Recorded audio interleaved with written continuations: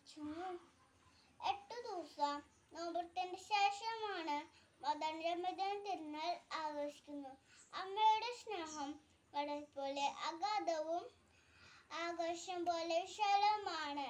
എല്ലാ കുഞ്ഞുങ്ങൾക്കും സങ്കടം പറയാൻ ഒരമ്മയുണ്ട്.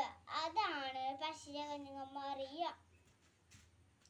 അവസാനത്തിലൂടെയാണ് തിരിച്ചറിയുന്നത്. എങ്കിലും ദൈവത്തെ അവൾ ഉറച്ചു വിശ്വസിച്ചിരുന്നു.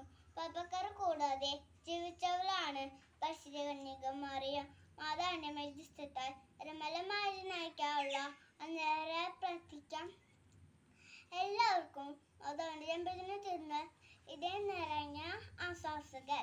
Thank you.